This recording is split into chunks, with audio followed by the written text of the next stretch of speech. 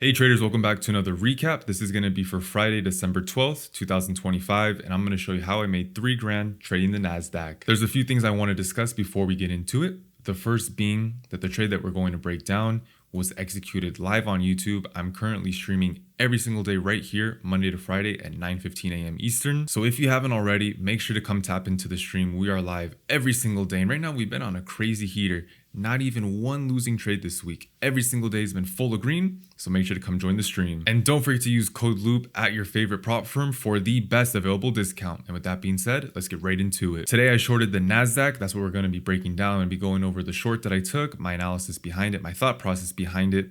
And using my trade copy or trade copia, I was able to make 3K on my funded accounts. The first thing that I did, and that I'm always doing, which you guys can see live on stream, I'm always starting on the higher time frame, working my way down. And I'm looking for the higher time frame liquidity and the higher time frame key levels. So here on the daily chart on NQ, we have this daily SIBI, which prices failed to trade into for the last couple of sessions. Said, okay, not much else is here. Let me drop down to the 4 hour. Here on the 4 hour, real similar.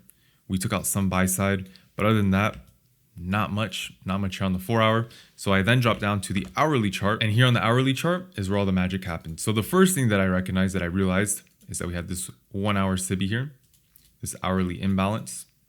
We also were currently trading in another imbalance. So we had rejected this one SIBI and we were currently trading within this other imbalance. Across the daily chart, the 4 hour chart, and the hourly chart, these were the first higher time frame key levels that I had identified. So if price was going to deliver lower, my draw on liquidity, my target would be the sell side at 25,380, where these equal lows are resting. And in regards to the buy side, our closest pool liquidity, we have some equal highs at 25,700. After identifying the higher time frame key levels and the higher time frame liquidity, I then drop down to the lower time frame, starting with the 15 minute. Here on the 15 minute, we can see the 2 higher time frame fair value gaps, the 2 premium arrays. Those SIBIs, we can also see the equal highs and the equal lows. Heading into 9:30 open, I wanted to see how would we react after engaging with this sell side. Would we form a turtle soup and deliver higher, violating some of the premium arrays? Or if there was no reaction, if we were unable to get a push up and violate the premium arrays, then I would anticipate delivery lower, continuation lower towards these equal lows. From here, I dropped down to the 5 minute. So I was dropping down to lower time frames, and we're going to zoom in here. We're going to see how price reacted after engaging with some of the sell side. After taking out this low, we can see the NQ reacted higher.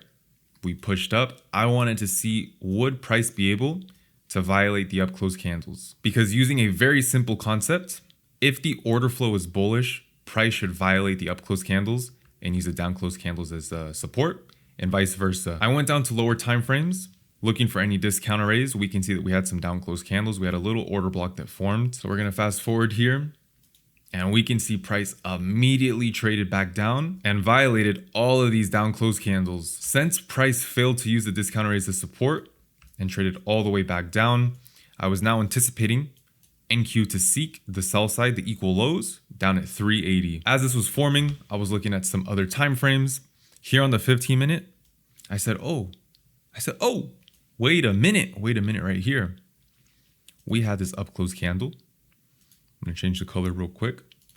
Change it to a blue. So this up close candle had formed once we cleared out some of this lower time frame buy side. So we can mark this out here. We had this lower time frame liquidity, which price swept. We then displaced the lower. As soon as we displaced below this up close candle that formed, once we swept this liquidity, this created a lower time frame bearish order block. Created a 15-minute order block by way of change in state of delivery. And I realized that after we swept this sell side, price had retraced up into the order block and we rejected it. On the higher time frames, I already identified price was rejecting the premium arrays, these higher time frame fair value gaps, the SIBIs. So the hourly is bearish. We can then drop back down to the 15-minute. All of a sudden on the 15-minute, we now have this bearish order block. So now we have confluence on the lower time frame. And then if we drop down to the 5-minute, we're able to see the exact same thing. So this series of up close candles here on the 5-minute created that 15-minute order block. And using the concept of order flow, that if price is bearish, we should be rejecting the up close candles and vice versa. If price was able to retrace into the order block, I'd look at shorting all the way down to that sell side at 380. At the same time, I was going across different time frames. I took a look at the 3 minute. What did the 3 minute have? A bearish order block. These up close candles. Went down to the 2 minute. Same thing. Even on the 1 minute chart, we had all these up close candles. This is a very important concept. If the order flow is bearish, we should reject all of the up close candles and we should violate the down close candles. Vice versa. If price is bullish, we should violate all of the up close candles and use the down close candles as support. By using this concept, we can mark out here on the 3 minute these up close candles. Price also formed this fair value gap heading into 10 a.m. So this was all occurring during the 9:50 to 10:10 macro. Once price popped up into the 3 minute SIBI, I entered into a short. My stop loss was at the high of the order block, lined up on the 3 minute, 5 minute, 2 minute, 1 minute, across all these other time frames. My stop loss was set at the invalidation. If price were to push up and through these up close candles, I'd have to rethink shorts. My idea would be wrong.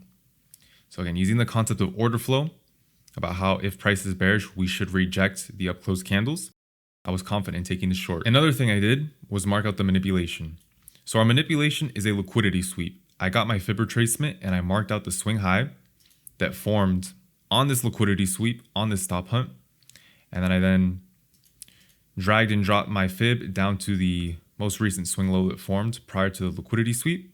And I was able to get my -2 and my -4 projections. The fact that these line up with the sell side with those equal lows down at 380, and the fact that we had not yet traded down into these projections was just more confluence that we're going to see that delivery lower. So let's play this out here. We can see that, boom, as soon as we entered into 10 a.m., the first 10 minutes of the 10 a.m. hour, the last 10 minutes of the macro, we started to get delivery lower. I made sure to lock in some profit. This is a beautiful trade, man. Locked in over 110 points, and we can continue to play this out. What a freaking move. Beautiful delivery. I was in drawdown maybe 30 handles for a couple minutes.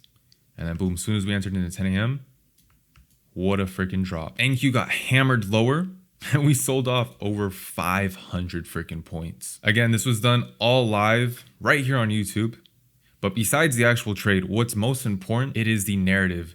Why should price trade to where you think it's going to trade to? Why should price do it? For this trade, the reasoning is quite simple because I was able to determine that the order flow was bearish. And we can see how everything starts to jive together. We had a liquidity sweep, which is one of the most important things for my trading models. So we swept the buy side.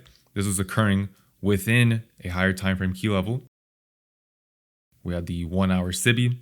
We then had our 15-minute bearish order block, which price rejected. We started to form more order blocks across different time frames. That's where my short was off of. And then my targets were the projections and that higher time frame external range liquidity. This is pretty dang simple. It's not super complex. The most important thing is just experience. Being able to identify what the order flow is, being able to determine a draw on liquidity, and building the narrative as to why price should trade to where you think it's going to trade to. That's going to conclude this trade recap. I hope you guys enjoyed. Don't forget, you can tap into these live streams for completely free right here on YouTube every single weekday, Monday to Friday at 9:15 a.m. Eastern. So enjoy your weekend, boys. Make sure to use code LOOP at your favorite prop firm for the best available discount. Like this video, share this with all your trading friends, and I'll see you on the other side. Peace.